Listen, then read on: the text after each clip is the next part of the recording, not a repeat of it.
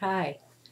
I was thinking about a role model of mine the other day and thought there might be some aspects to his story that would be of interest to you as well.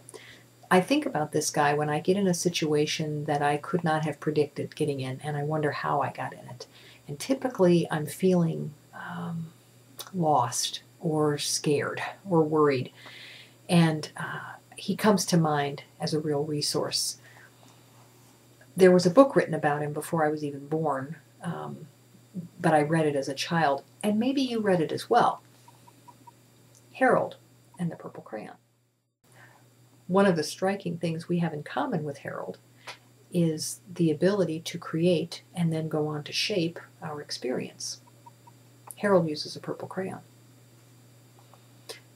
He decides that he'd like to take a walk in the moonlight and knows that he's going to need a couple of things because this is a well thought out decision. He needs moonlight and a place to walk.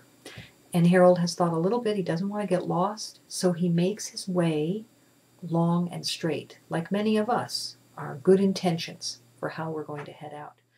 But it isn't very long on that long and straight path before he realizes it's not getting him where he wants to go, and he takes a shortcut into a field and then starts to imagine where things belong in that landscape.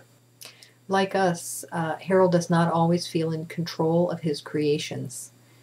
And in fact, he makes a monster to protect his apple tree forest that scares even him. And by the time he realizes what his fear is doing to him, he's in over his head. Here's a place where Harold really shines. Because even in the midst of his fear, he's thinking about what he needs and what he can do to get that. So he makes a boat and a sail and climbs aboard.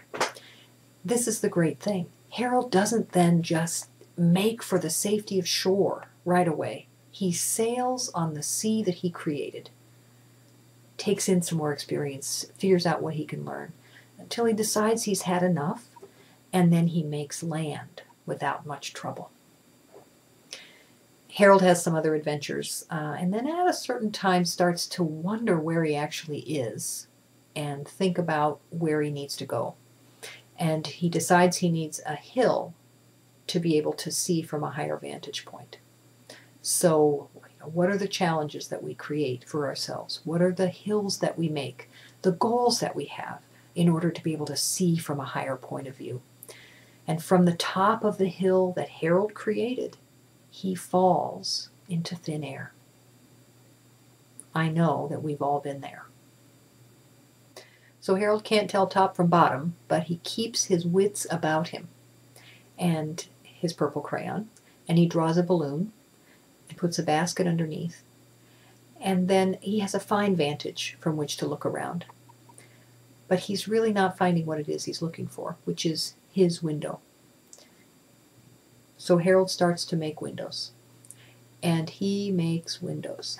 He actually gets kind of stuck on the idea, windows, windows, windows. And I don't know if this happens to you, where you're in the ballpark of an idea, and you really are attached, that you're sure this is what it needs to be. And you get pretty stuck with thinking in the same way, And then none of the windows are his window. So Harold decides to ask for help, and he makes a policeman who points him in a direction, really the direction Harold's already going. That's okay. He doesn't get any new information. Then Harold remembers where his window is when there is a moon. It's right around the moon. And so that's where he puts it. And he finds himself back home. He makes his bed. He climbs in and draws up the covers and goes to sleep. I'll confess that when I read the story as a child, it used to make me sad. I used to think of Harold as all alone in a kind of a bleak world. That probably had more to do with me at the time than the story. But I think about this differently now. Because I think we're really only as alone as we draw ourselves to be. We have a tremendous creative potential to influence our life. And belonging is a verb. It's an action word. We need to belong ourselves. So I invite you to think about a place you'd like to go, and think like Harold about some of the things that you might need along the way. Have an intention.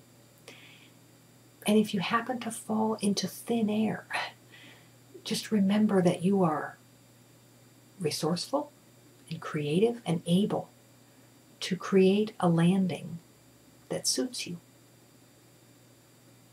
I hope to see you on the road.